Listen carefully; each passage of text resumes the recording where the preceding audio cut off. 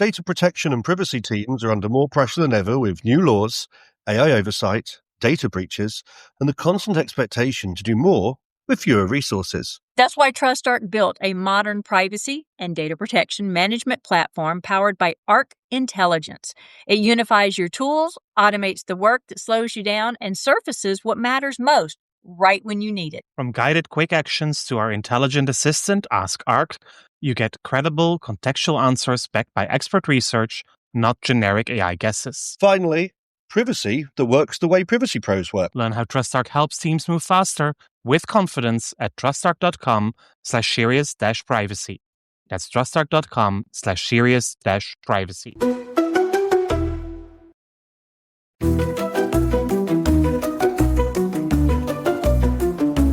You're listening to the award-winning Serious Privacy podcast sponsored by TrustArc. Please welcome your hosts, Paul Breitbart, Ralph O'Brien, and Dr. Kay Royal. One of the cornerstones of data protection law is the right to individuals to understand what personal data is processed about them by an organization and why.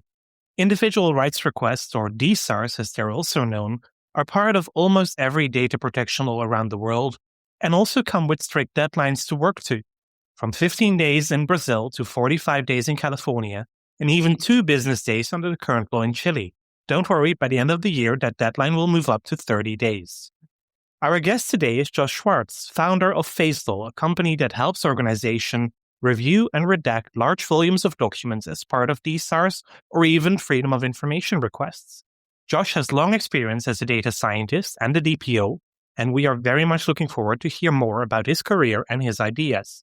My name is Paul Breitbart. My name is Ralph O'Brien. And I'm Kay Royal, and welcome to Serious Privacy. So Josh, thank you so much for joining us. We're absolutely delighted to have you here, and I have not yet found my weird icebreaker question. Well, thanks for having me. Excited to be here and excited for the question. Let's see what it's going to be. I said I was going to ramp it up this year. I haven't found one yet this season. Here we go. I don't know how weird this really is, but would you rather be a superhero or the world's best chef? Oh, that's a difficult one. Yeah. We have said several times that we're going to release the Serious Privacy Cookbook, haven't we? I think the world's best chef would be a fascinating place to be. I think superhero, it just depends on the superpower, right? There was no caveats to this. You don't get to pick the superpower. Sorry, Ralph, I think you need to be the superhero because I'm going to be the world's greatest chef.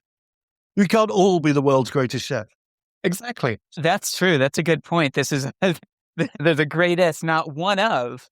I think I would go as a chef, though. Being a superhero seems very exhausting. Regardless of superpower, you're doing all this fighting, you're traveling around the world, you're very in demand. World's best chef, you can just stay home, make yourself a nice dinner. Seems like a better way to enjoy your life. Well, talking of exhaustible. It seems like being a chef is so much work. I'm going to go with the superhero. Yeah, exactly. Talking about exhausting, Josh, that's a great segue into talking about subject access requests, which can be very tedious. Exactly.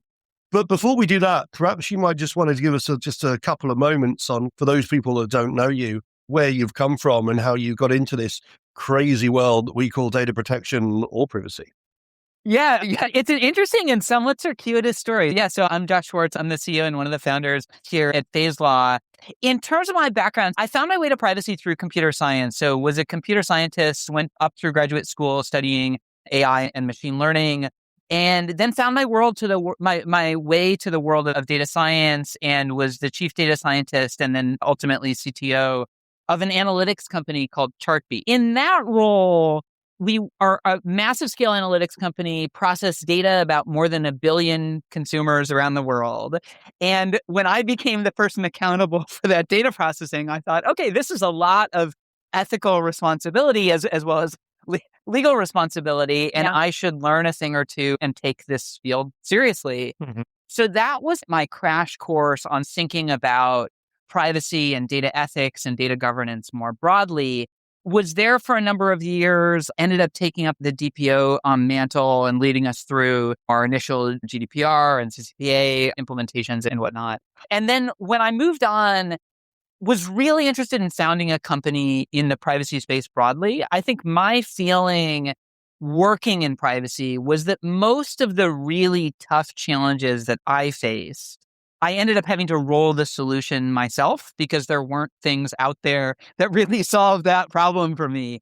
And my sense was that other people had the same experience, and there was a kind of wave of next generation of privacy tech products to be built that, rather than just being workflow management tools, would actually solve problems. Went out and chatted with a lot of people about what is keeping you up at night, and this kind of messy world of contentious DSARs ended up being something that we heard again and again, where I heard from privacy folks essentially this notion that I am really struggling to do anything else as a person or as a team, because my team is just neck deep in contentious DSARs with a short timeline, and we have to get those done, and we don't have time for anything else, which sounded like an interesting problem to be solved. So it's a really interesting balancing act, because I really support the rights of individuals to have transparency, right? To be able to understand the information that's processed on them. But then you look at it from the business angle as almost a tax. I'm going to have people who's going to crucify me and keep putting in requests, and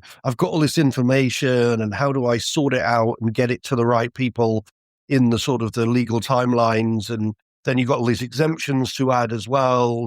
I was over the kitchen table the other day looking at one with 35,000 emails, just to give you an idea. And so the idea of automation is interesting. If technology is the problem, it could also be the solution. Is that kind of where you came from? Yeah, exactly. And I mean, to your point, I think that's what makes these world of access requests so interesting, is it's very different than the rest of kind of privacy work, right? It's almost more akin to litigation-related discovery work, but it's being done by a privacy team rather than a litigation kind of doc review team. But it puts folks in a position where you're really reviewing this data in often contentious circumstances, and often the source of the request is a dispute rather than a traditional, I'm trying to exercise my rights. It's, I have a grievance and I want access to this data as part of maybe a first step toward litigation or something like that. So it's just a very different mode of operating than I think typical way that privacy folks tend to do their jobs. So is it fair to say you're really coming at this from the e-evidence angle much more than from the fundamental rights perspective? That's right. And actually, I think that is the really interesting thing, right? Is that there are a lot of products out there that do a great job at managing the data subject facing part of this work. How do I do identity verification? How do I track my requests? How do I make sure that if I need to do clarification, I can do that? How do I deliver files back to the person, et cetera? But the place that stuff doesn't really help is if the data that we have about the data subject is unstructured. So the classic example is something like a request from a former or a current employee, where the data might be tens of thousands of emails and Teams messages and things like that. It's not as simple as go find the data, zip it up and send it to the person. We actually have to go through every file and review it for relevance and redact it and whatnot. And that is really a legal discovery problem. So we think about ourselves as really an e-disclosure product that is focused on SARs as a use case, as opposed to a kind of general purpose privacy platform where SARs are just one component of what we do as part of a broader subject rights suite. Devil's advocate, do you think that the individual is always entitled to copies of every single piece, every single document, every single email in the organization? Is everything in those messages personal data? That's a good question. Luckily, I'm a technologist, not an attorney or a privacy or a practitioner. So my job is to give the software and let people make the call. I think in general, what we see is the answer is no. The general thing, so I think actually a really interesting way to put data to that is when we see folks come to us with a bundle in an employment context. So Ralph mentioned 35,000 emails. I think our largest SAR folks came to us with about 600,000 emails for one SAR. Yeah, be glad it wasn't. What did perhaps? Yeah. But I think we typically see that only about 2% of the documents that get surfaced in that initial search end up being returned as relevant to the request. So 98% of the stuff that happen to match a broad search for the person's name or initials or something like that, 98% of that ends up being discarded through the scoping process. And I think that is in line with, I think, what we're seeing as a broad best practice. Okay, you were screaming no, at least on screen, on silent. When I asked the question, do you give everything? Care to elaborate? No, you don't give everything. They're not entitled to everything. First of all, you can't violate the privacy rights or the data protection rights of the other people. If they're sending an email, presumably they're sending it to someone, right? Or they're responding to someone. I'm probably the only one that sends myself emails to remind myself to do something. But, right, you can't violate the rights of other people. You have that. You also can't violate necessarily company confidential information if it's about their clients, or let's say that they have end users, customers of their clients. You can't violate their rights or company work product, different things like that. Of course, you have to look and see where it fits under the law, if that's an exception, whatever, and it's not under all of the laws. So there's a lot of exceptions in there. And there is an exception that you don't have to give the data subject something they already have. But how do you know if they have it? Maybe they lost it. Who knows? Whatever. You can't make judgment calls like that. But no, they're not entitled to everything. And I swear, maybe I'm the only person that ever saw it in the world, that a few years ago, the ICO, I believe it was the ICO, put out guidance that if someone is submitting a SAR as a pre-discovery to file a complaint, and it has nothing to do with their data protection rights or their privacy or their human rights, has nothing to do with their concerns over what you're doing with their data, and everything to do with a pre-litigation, I want to find out where I can file a complaint, you're not required to give it to them. The GDPR and individual rights were passed to help assuage people's concerns on what's happening with their data and what you're doing with their data. So there's also the ability to be able to give them a summary of the types of data you have on them rather than specific things.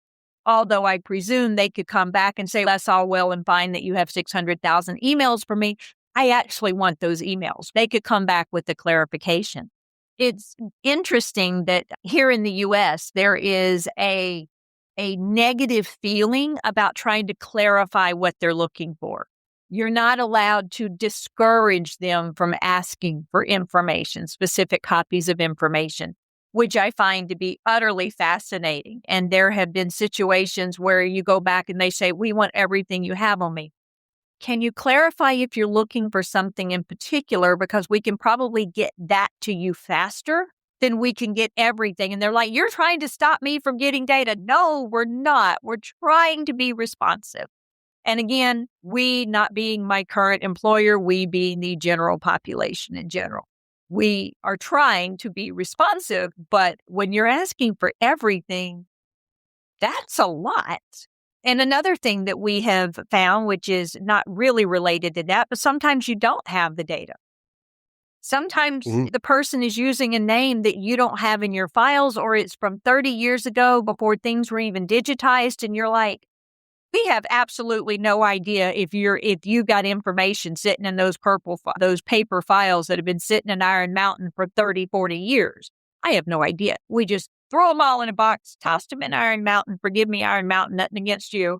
Tossed them in Iron Mountain. We've been paying for storage ever since, and nothing was ever filed or what do you call it? But then data protection law would not apply because it is not structured data. Not all of the data laws that apply to subject access requests apply to structured data. In the UK, in the public sector, we've actually got an exemption that all data is covered, even if it's unstructured manual. Which is painful. How would that work under the definition of processing? Because processing is anything by automated means, and if not by automated means, there needs to be a structure to it, according to GDPR. According to GDPR, but according to our Data Protection Act, if you're in the public sector, that clause does not apply. And go back to the oldest one. Go back to HIPAA. HIPAA applies to me. And that's a fascinating point, actually, because you've got the GDPR at the sort of general processing level. And then you've got these levels in the UK, Data Protection Act, PECA, now the Data Use and Access Act. And then you've got industry-specific legislation about rights of access as well, environmental impact regulations and stuff like that. All right, going back to our guest, sorry. No, I'm enjoying the dialogue. As you can see, this is a passionate topic, so I'm excited to hear you. My question is, this is a principle-based law, and it contains information, and Kay mentioned it, manifestly unfounded is a way you can say no, or even the definition of personal data with what relates to the data subject and what doesn't relate to the data subject. So I think looking at you as a technology provider, Josh, some of these questions are subjective, right? Some of these questions will require human verification and humans in the loop. So how do you design a platform that can both automate and require humans at the same time to be able to get to the heart of some of these issues? And does it redact automatically? Yeah, good question. So I think, let me give a verbose answer on that. It's something that I'm actually quite passionate about. So from my kind of earliest days doing machine learning research, I think that the problems that have been most interesting to me are problems where there is a really distinct human in the loop component and there's a really distinct automation component. And you think about, what are the problems that computers are uniquely good at solving? What are the problems that humans are uniquely good at solving? And let's have both of those parties do both, right? So in this context, I do not want to build the AI agent DPO that just automatically, you give it a rights request, you give it a description, and it just claims that it does it correctly. I don't think responsible folks would use that product, certainly to what I'm really interested in, is places that computation can supplement human work. So if somebody is making a complex decision about, let's say, a given chunk of text that they want to exempt, that's going to be made 100% by a human. The sort of thing that I think can be really powerful is if you have exempted a chunk of text and then you want to say, is this quoted in any of the other 25,000 emails in this bundle? And if so, I want to make the same decision there rather than having to search, or maybe, unfortunately, not make exactly the same redaction decision. And if I make two different redaction decisions in the same document copied multiple times, I may as well have made zero because the data ends up being released. So I think that idea of applying human decision-making at scale is really what informs what we do. So to the other question about, do we automatically apply redactions? We will automatically give suggestions of things that need to be redacted. And then if you take action, we will automatically apply that decision to other documents. If you say, I want to apply it to other documents, but we're never just going in and saying, all right, this document is out of scope without any human intervention, or this paragraph is out of scope. I love it. You are a tool, a system. You're not the ultimate decision maker. Yeah, I think that's for right. that. That's right. I like that. Are there types of data or documents that you cannot process? Yeah, good question. I think the biggest thing that we hear about that we don't do today is video data. It's obviously not important for the majority of businesses, but you talk to some folks, like I was speaking a few weeks ago with the privacy team at a major airport where you can imagine they have lots of surveillance footage and they get requests for that. So in that context, most of their rights requests are for video data. Yeah. But otherwise, text content, whether it's email or messaging data, documents, that tends to be the bread and butter of what we do. I would say emails are probably more than 90% of what comes up for us in SARs. Probably next most frequent is Word and Excel and whatnot, and then messaging after that. Give me a hypothetical of why someone would want a video coverage of them in an airport when they're surrounded by thousands of other people. Is it in a precursor to asking for deletion? That's a great question. I don't know. It could be in the context of a dispute where somebody has a dispute with an airline. Okay. It also, and this is one place where often these requests, similar requests get funneled into the same channel. So if it's a law enforcement request for data, so law enforcement, a crime occurs in the airport and they want video data, that gets funneled through the same team. So I think that is also one reason why those sorts of requests come. I was trying to think, why would I want a video of myself walking through an airport? Not really. Could also be that you are accused of stealing something and you want CCTV to be checked to make sure that they see I did that you steal didn't, it and I got away with it. That it isn't you. Or that it isn't you, but it was your evil twin sister. One of the big problems with subject access requests actually is, even though you can say no if they're manifestly unfounded, is they're technically purpose blind. So the reason why you put them in is irrelevant. It's just, if you're processing data, you've got to deal with this stuff, right? Yeah. So I'm a big fan of saying the principles will save you, actually, like If you haven't got it, you don't have to disclose it. If you've got rid of it, you don't have to disclose. I'm going to have to go to an airport and ask for video when I think I look really cute sometimes, just to get video. Do you have a different angle? I don't look so good from here. Can I have this one? Yeah. Okay. You just want to annoy people. Actually, with the amount of CCTV there is in airports and cameras and shops, you could probably get a multi-angle. Probably, right? Or maybe ask it to the British police to get all the pictures from your street cameras when they have one of those surveillance vans. Oh, gosh, it would be. Now, I teach a class on privacy, big data, and emerging technologies at the Arizona State University College of Law, Sandra Day O'Connor College of Law. Let me give you the full name. And surveillance is one of the ones that we're about to talk about. We've already covered facial recognition technology and biometrics. That was last week. But one of the classes upcoming is on surveillance. And this sounds like I never really talked about data subject access rights in terms of surveillance. That would be a pretty fascinating aspect to it, wouldn't it? Do they usually well, I know you said you were talking to them. You didn't say they were necessarily a client. You usually wind up providing the video because of all the other people you have to wipe out their faces and stuff. Yeah, it's a tough challenge. I think that problem is really today a bit unsolved. And I think folks, when they get video requests, really push back as much as they can because there isn't a great solution for it. It's an enormous amount of work to go in and redact every other person. So I think folks push back as much as they can. Agreed. I actually dealt with one just after the GDPR arrived in the EU with a chain of nurseries. They had it was like the perfect storm. The GDPR had arrived, so it was in the press. So everybody was talking about the right of access. And then sadly, something happened to a child in one of the nurseries. And they went from never having a subject access request to having, I think it was something like 250 CCTV requests in a month. And they were just like, they didn't have a tech provider. They didn't have a partner. They didn't even have a subject access process at the time. So it was like. And when you say nursery, do you mean like a childcare nursery? Yeah, preschool, kindergarten. Yeah, exactly. Yeah. Yeah, I could see where the subject access request would go crazy if something happened at a childcare or a young school or something. Yeah. But we do see that more broadly. I think that notion that there's a precipitating event and then that triggers a cascade of subject access requests we see all the time. So sometimes that's a layoff and you have employment SARs. Sometimes that's a data breach and everybody wants to know what data did this company have about me. Sometimes there's customer grievances that are giving rise to this stuff. But often one or a few occur, people talk to one another and suddenly you see a spike. So I can't tell you how many times I've talked to folks where they say, I didn't get any requests in 2024. And then suddenly I've had, 15 so far in the back half of 2025 or something like that. So really huge.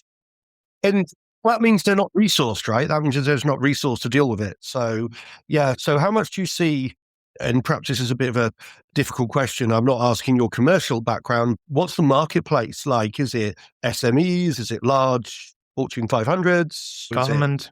Your government, free men. Oh, yeah, good question. The short answer is all of the above. I think what we see is a little bit of a spread. So we work with smaller companies. I think many of them end up working with external services firms, so outsourced DPO firms or privacy firms, or sometimes law firms, although that can be impossibly expensive to do this work through a law firm. But often for smaller folks, they'll go with those. And we actually work with a number of those service provider firms who use our software and then layer their own expertise on top of it. So that's one category. We work with a lot of very large private sector organizations, charities, and then some government organizations where they're getting a large enough volume of these requests that they know that they need a solution in place. So I think our largest customers are getting a few hundred of these requests a month that they really need to process, and they have dedicated staffing for at times. And then we do get SMBs in, somebody who says, I have one request. I'm not willing to pay a service provider to do it for me. I just need a tool. And obviously, we're excited to help those folks as well. So a little bit of a spread. Where do you consider your pricing model?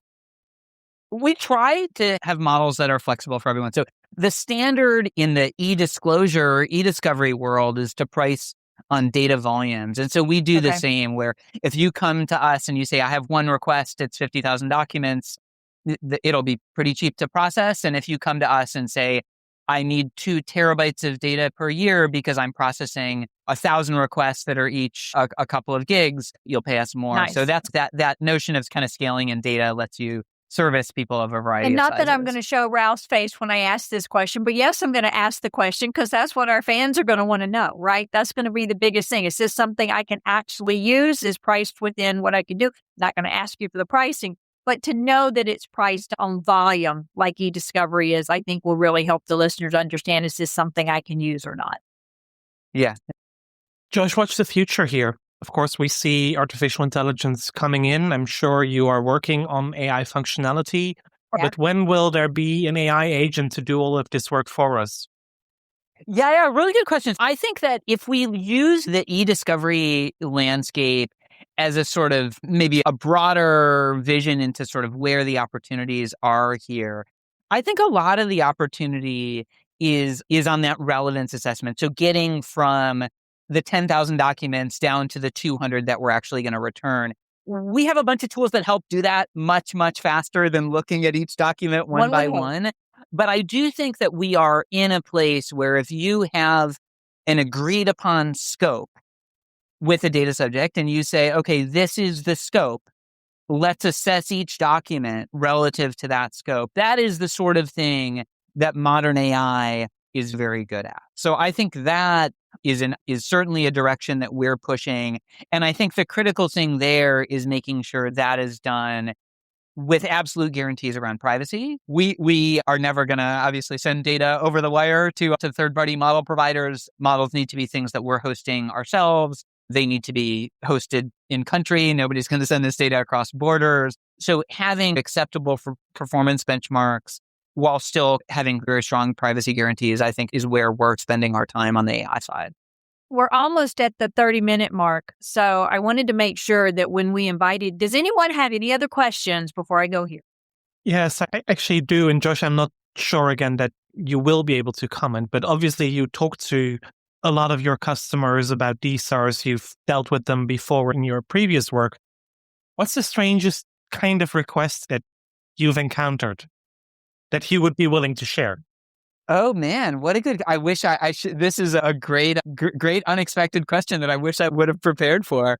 Yeah, interesting question. I think that to be honest, this is a little bit of breaking the fourth wall. I don't know if I have a great answer for that. I wish I did, but I don't know for us as a business, we obviously are not looking at our customers' documents. I don't quite know what the requests are. So I don't know, unfortunately, if I have a great answer or a cut, but it's a great question. I'm going to stick with the airport video. The strangest requests I get are the ones where people just don't have the rights at all, or they are just weaponizing their rights, or using like a ChatGPT generated script to send multiple requests in, and then I perhaps add on to that, then you get the tier of companies that are acting on behalf of other companies and just sending out random subject access requests to everybody after the in their inbox. So it's not really the nature of the request, it's the sort of spurious nature of some of them. I think. It's the message you get that says, we're not asking what data you have, we're just asking if you have any data related to this person. Stop that. Just stop.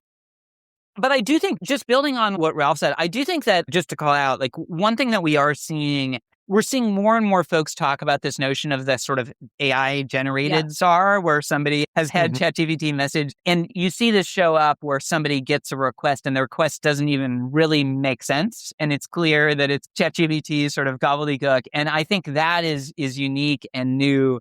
It's causing volumes to grow, and it's one of these really strange problems that folks are facing in the modern era. So maybe I'll yes and with Ralph. The other thing we're seeing in Europe is that people start to weaponize these DSARs in a different way because they want to overload companies with a volume of individual rights requests, and then hoping that they won't respond in time within the 30 days and also don't communicate an extension, and then claim damages.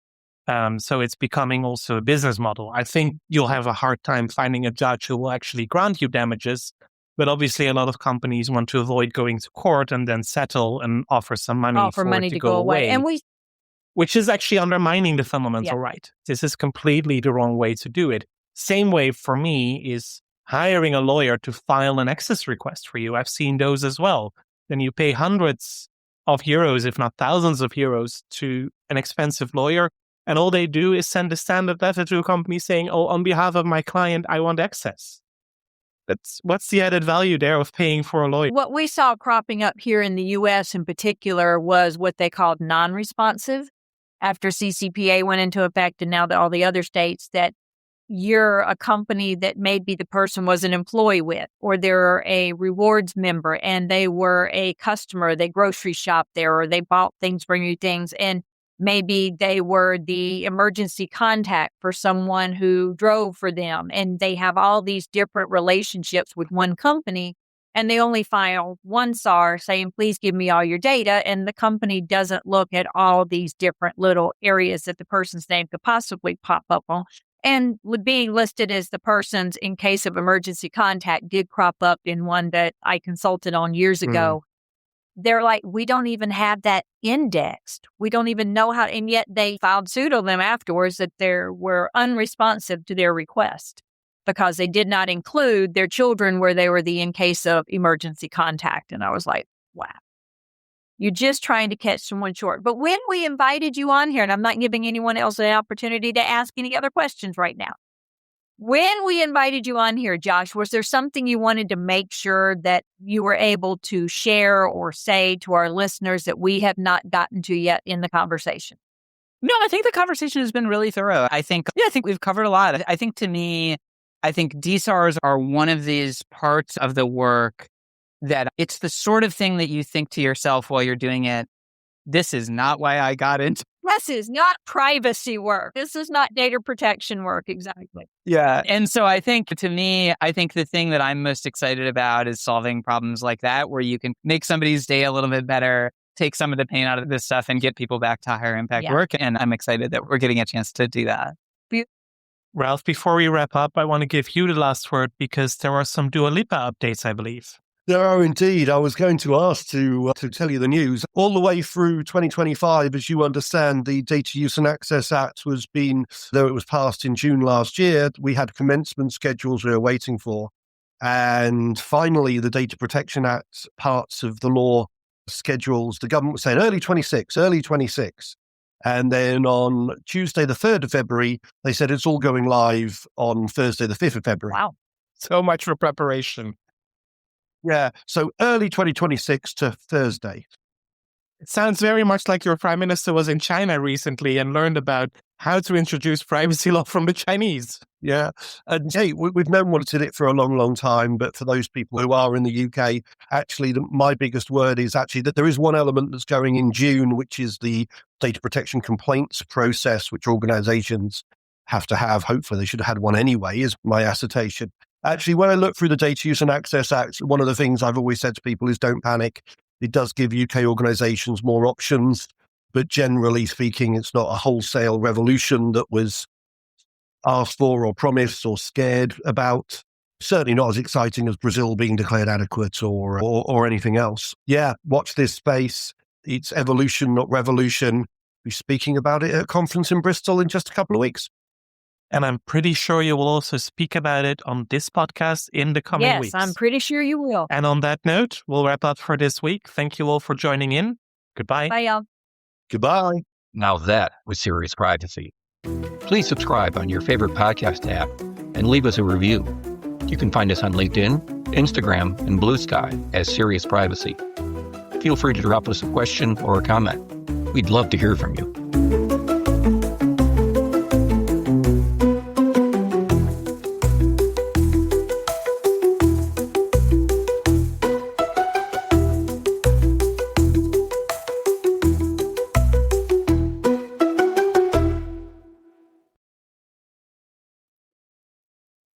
If you're a data protection or privacy professional, you already know the pressure. Non-stop regulatory change, AI oversight, internal demands, and the expectation to somehow stay ahead of it all. And the old patchwork of tools just isn't cutting it anymore. No. That's why TrustArc created a modern privacy management platform powered by Arc Intelligence. The TrustArc platform brings your workflows, evidence, research, tasks, and applications all together in one unified and intelligent workspace so you don't waste time digging. clicking, or context switching. With Ask Arc, your privacy assistant, you can ask plain language questions about laws, jurisdictions, or even your own program data and get credible, cited answers based on NIMBY research and more than 1,000 global laws. It's explainable, transparent, and purpose-built for data protection and privacy. So if you need to add a vendor, create a cookie banner, or start an assessment, quick actions take formally complex tasks, turn them into bite-sized guided workflows to save you time. It's a platform that thinks like you, works like you, and helps you move faster with confidence, whether you're a seasoned DPO or you're just getting started. See how modern privacy gets done. Explore Arc at trustarc.com/serious-privacy. That's trustarc.com/serious-privacy.